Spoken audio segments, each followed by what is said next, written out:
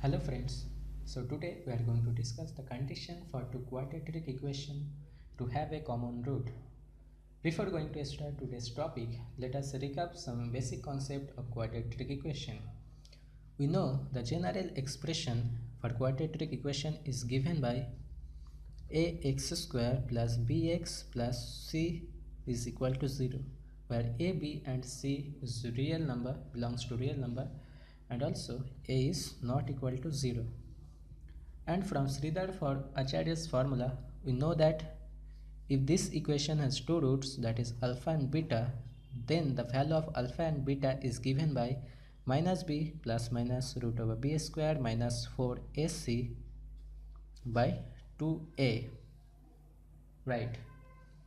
Where if we take the summation of alpha and beta, we'll get the value as minus b by a. Let's see how this is coming. If you take the value of alpha, that is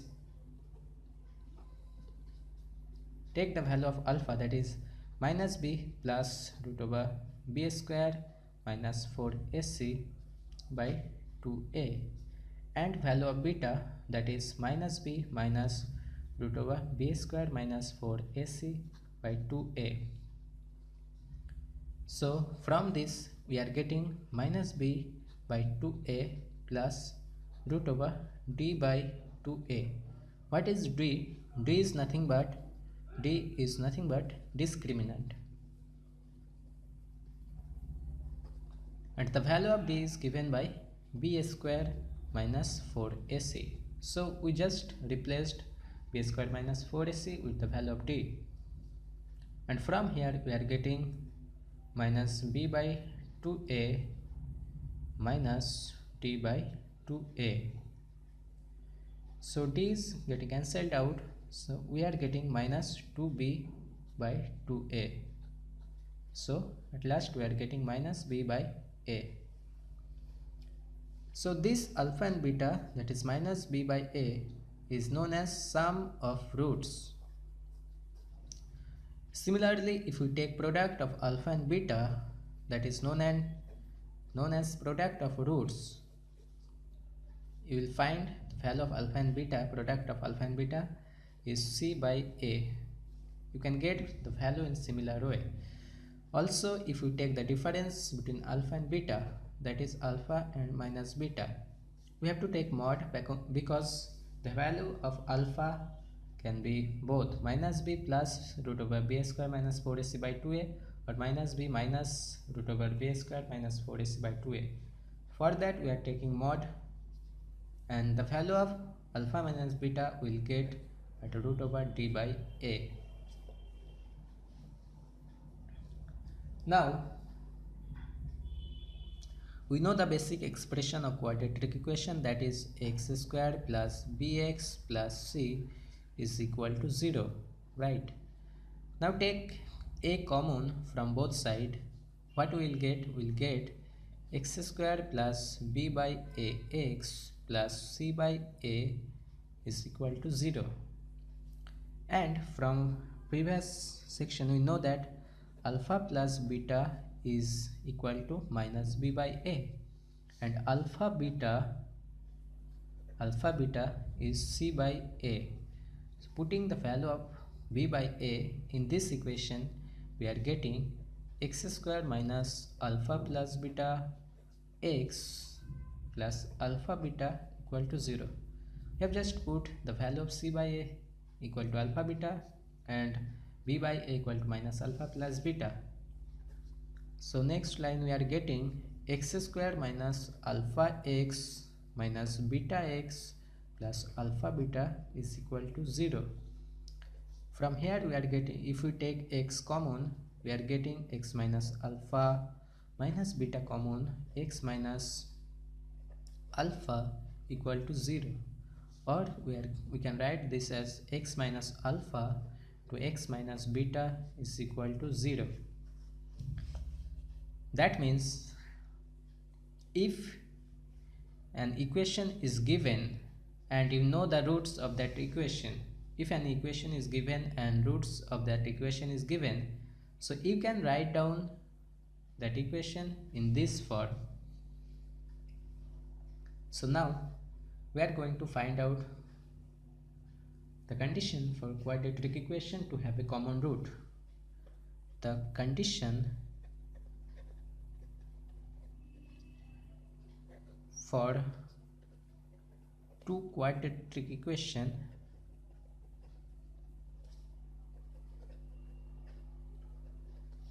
to have a common root.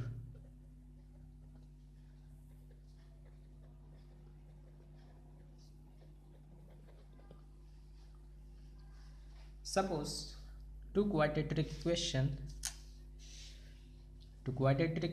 is given like in this format: a1 x square plus b on x plus c on is equal to 0, and a2 x square plus b2 x plus c2 is equal to 0, and it is given that for this two equation one root is common, that is alpha. If alpha is common root for both the equation, then what we can write? We can write that a1 alpha square plus b1 alpha plus c1 equal to 0. Also we can write a2 alpha square plus b2 alpha plus c2 is equal to 0, right? So now from Cramer's rule or from cross multiplication rule, we can write that from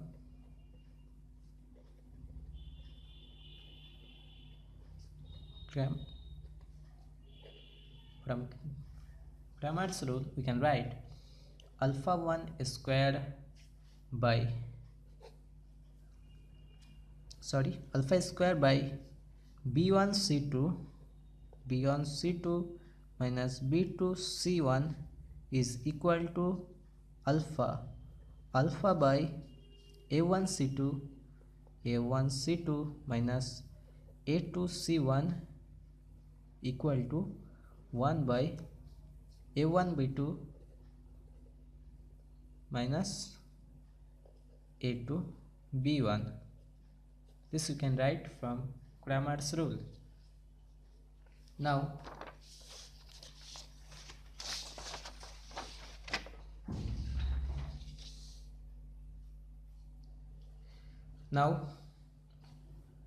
from this we can solve, as we can get alpha square by b1 c2 minus b2 c1 is equal to 1 by a1 b2 minus a2 b1. Also we'll get alpha by c2 a1 or a1 c2 minus a2 c1 is equal to 1 by a1 b2 minus a2 b1, right? From here we can write alpha is equal to a1 c2 minus a2 c1 by a1 b2 minus a2 b1.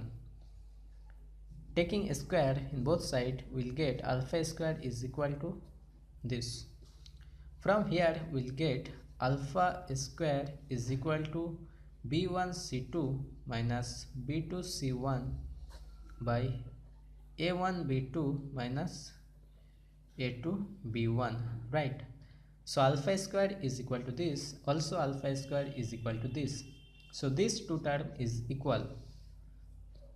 So by doing this we'll get b1 c2 minus b2 c1 by a1 b2 minus a2 b1 is equal to a1 c2 minus a2 c1 the whole square by a1 b2 minus a2 b1 the whole square. So one term will be cancelled out, as both of these terms is equal. So next line will get a1 c2 minus a2 c1 the whole square is equal to b1 c2 minus b2 c1 into a1 b2 minus a2 b1, right? This is the final expression. So if two equation is given and they have told that one common root for those two equation, then simply by this formula you can find out the value, final result.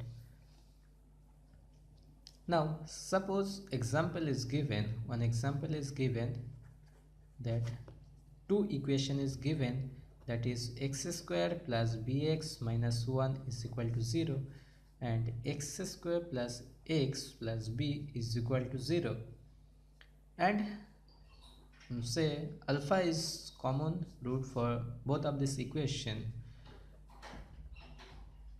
common root, then we have to find the value of b equal to how much. So how we can get? Simply putting a1 b1 c1 and a2 b2 c2 in this equation you can get the value, or you can solve this by cross multiplication rule. So we will solve this problem by cross multiplication rule. That will be easier, that will be easier. So let's solve. So we can write this equation as alpha square plus beta alpha minus 1 is equal to 0 and alpha square plus alpha plus b is equal to 0, right? So by Cramer's rule we can write down that alpha square by b square plus 1 is equal to alpha by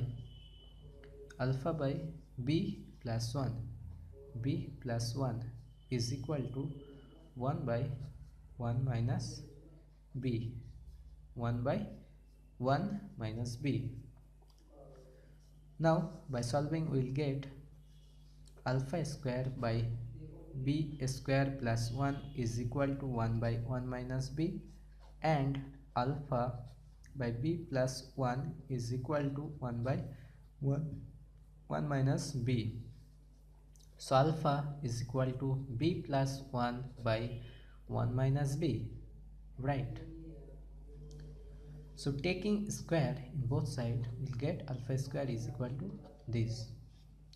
So here we are getting alpha square is equal to b square plus 1 by 1 minus b. So alpha square is equal to this and alpha square is equal to this. That means these two terms are equal. So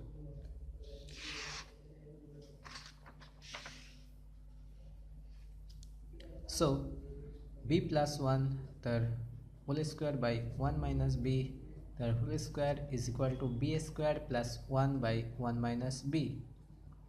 So one term will be cancelled out. So remaining, what will be the remaining term?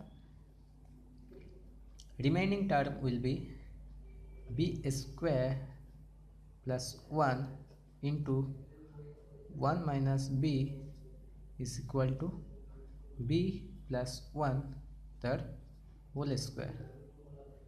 That means b square minus bq plus 1 minus b is equal to b square plus 2b plus 1. So b square will be cancelled out from both sides, 1 will be cancelled out. So what will be remaining? Remaining term will be 2b plus b. That means bq, if we take this bq in this side, get bq plus 2b plus b plus 3b is equal to 0, or b square plus 3 is equal to 0. So we are getting the value of b as either b is equal to 0 or b square plus 3 is equal to 0 or b is equal to plus minus I root 3. Thank you very much for watching my video.